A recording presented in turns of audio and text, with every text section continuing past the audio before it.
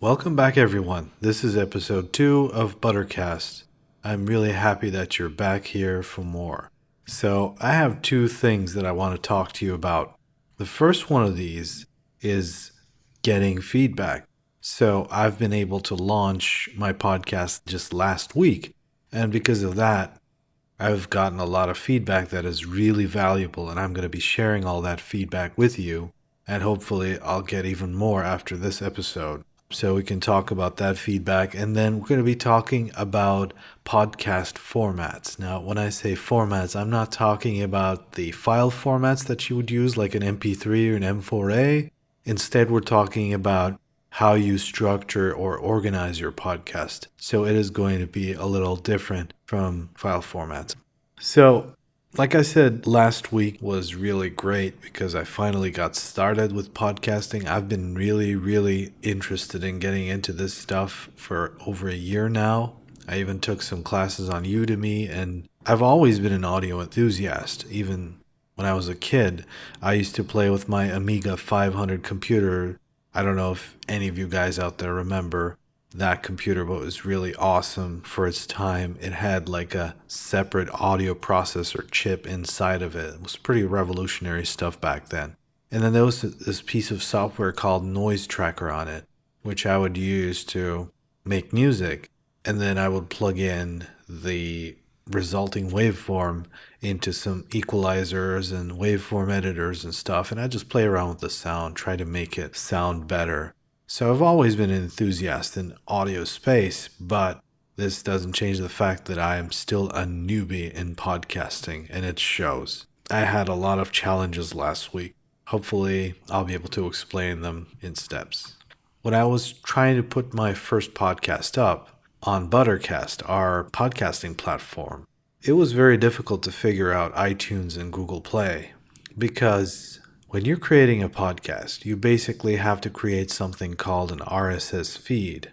And the RSS feed needs to be in a way that Apple or Google understands perfectly. And this is difficult because if one of those platforms doesn't recognize your RSS feed format, like something's broken in it or it doesn't understand some of the formatting and stuff in there, it doesn't tell you a lot, specifically. It doesn't tell you like, go to line such and fix such and such tag or whatever. It just tells you this really cryptic error message. Like iTunes was really cryptic. It was just like, unable to read your feed. Wow, thanks for that, Apple. That was really helpful. Anyway, so after looking at a lot of fellow podcasters' RSS feeds and just copying what they've done, we've finally gotten Buttercast to the point where it is able to create an RSS feed that's perfect for iTunes, Google Play, and all the others. So, pretty happy on that front. And this is how this show came to be on those platforms as well. It's on iTunes, it's on Google Play, it's also on a directory called Stitcher, and then it's also possible to just find this podcast on YouTube and SoundCloud as well. I've had to put this stuff on YouTube and SoundCloud manually, and that is stuff that I'll get into later on, but it's not very difficult. It's actually quite straightforward, so we'll talk about that in later episodes. And I think it's a good thing to have as many platforms as possible to host your podcast so that you can have more and more reach. Because interestingly enough, I've been told by a lot of podcasters that people like to listen to podcasts on YouTube. So being on there is definitely important. And also a lot of podcasters use SoundCloud as their hosting platform for their audio. I don't know how they get the RSS feed up and everything with SoundCloud, but it should be possible. So we'll investigate that as we go along. So I've gotten a lot of feedback during this last week. People listened to our first episode, and thankfully they've been really kind. They've given a lot of valuable feedback. And the first piece of feedback I've gotten was from, not surprisingly, my wife. Now, she said that when I was recording it, it is very obvious that I'm trying to not wake up the baby. Yes, we have a baby daughter. She's a toddler, a year and a half old now. She sleeps while I record these because I like to record these in the night when it's quiet and it's nice. So I record these in the living room that's across the house from my daughter, so it shouldn't be a problem. But apparently, I was a little too conscious of her sleeping in there, and I was trying to be quiet so I didn't wake her up. So I didn't notice that, but she did. So that was the first piece of feedback I got. And that is valuable feedback. Right now, I'm talking in a more relaxed voice. At least I feel I am. And it has given me some confidence that I could just speak the way I want to, and I don't have to be cautious about this, so I'm not. And this is the value of getting started. As soon as you get started, you start getting feedback, and that means you have an opportunity to get better right away. So I love that. So the next piece of feedback I got was from our podcast growth mastermind group on Facebook. And thankfully, it was all positive. Maybe they were just being nice because I'm a newbie, but I was told I have a very nice voice. So, yeah, I'm pretty happy about that, obviously. And then I was also told that the name of the podcast and the product that podcast is named after is very nice.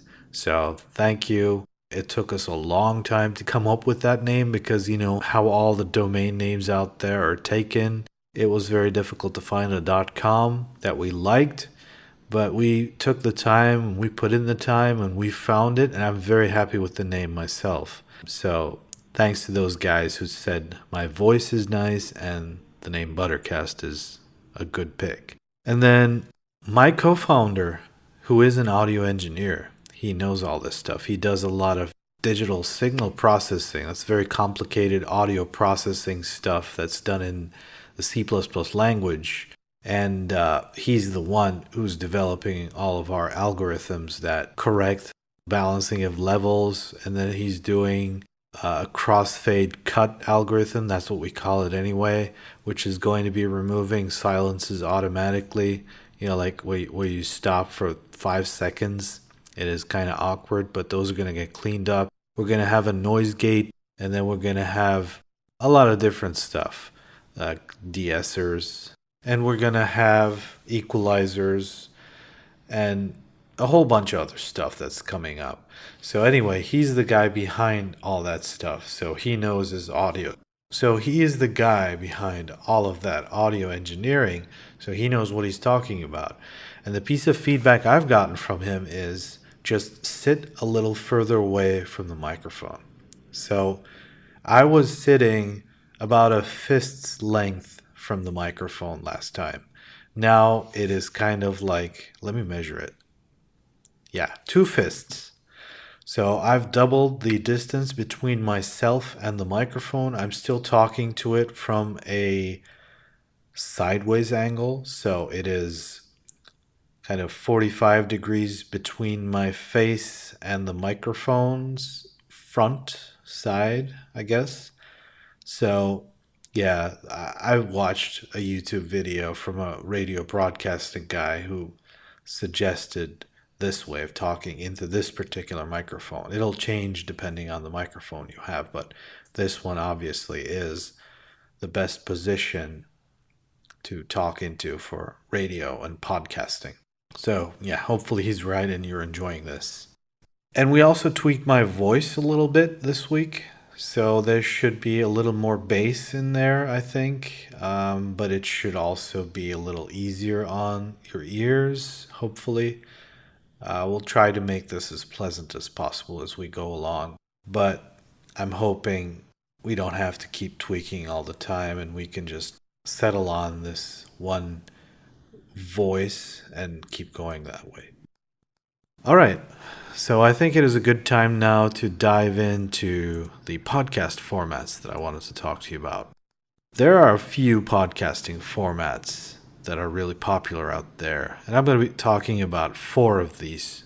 So the first one is the monologue. So the monologue is what I've been doing in these 2 episodes. So it is a solo podcast presented as a monologue with just one person talking about a certain topic. The monologue is one of the hardest formats to have, is what I'm told, but it feels very natural to me, so I don't know. Maybe the others are easier. The downside of it is you have to be a very engaging personality to keep the interest of your audience. I hope I'm very engaging. I hope I'm not boring you. I'm trying to keep this short so that, the monologue doesn't drag on. I think 15 minutes or so sounds like a good idea.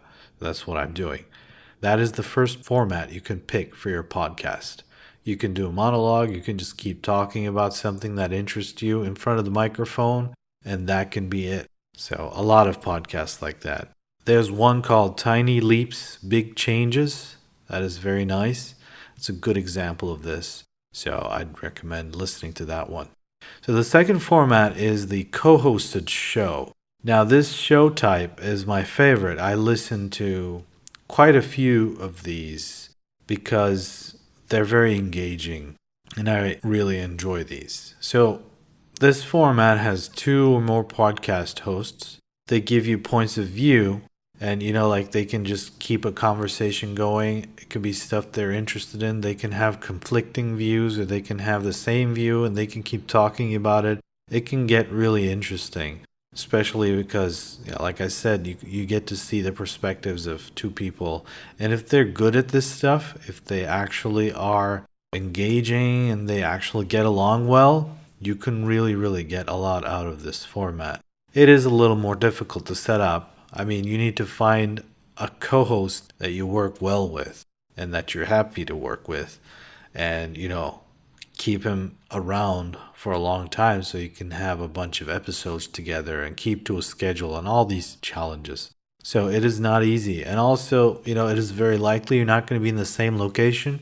So one person is going to dial in through Skype and their voice is going to be different, and you're going to have to do a little more editing and audio enhancing and stuff. Levels can be different.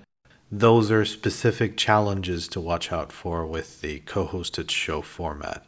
A co-hosted show example, a really good one, would be Cortex from Relay FM, where Mike Hurley and CGP Grey talk about productivity, how they use or structure their mobile devices, and how they work in general.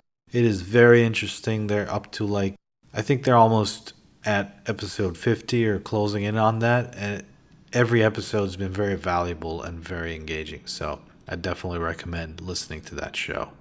The third format for podcasts that you can have is the interview.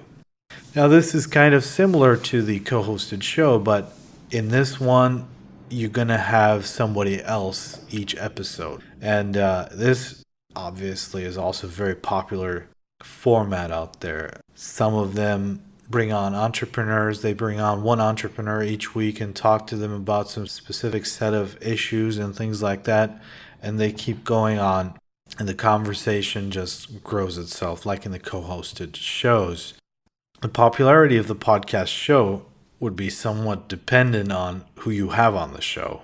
If you have somebody who has a big following and they're really good at this stuff, then they can add a lot to your show. But if they end up to be a boring person, or if they end up they're maybe very tired that day you're recording and things like that, then things can go south as well. So that is the particular challenge with this kind of podcast.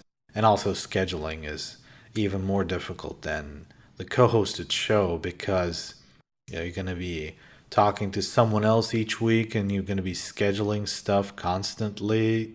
You have to keep finding people and lining people up for the next episode and the next few episodes even. So it's not a very easy one. If you're experienced with podcasting, if you're not a newbie like me, then maybe you want to go for this. I want to experiment with this in the future, so maybe a few episodes down the line, I'll have someone on the show to talk to, and then we can experiment with this. And maybe someday I'll have a co-host as well and go for that format. I definitely want to try out every single one of these formats. But for now, until I'm out of my newbie shackles, I'm just sticking to the monologue. Now, the final format that I want to talk about is the video podcast. So this is very similar to, the videos you see on YouTube where people are explaining stuff.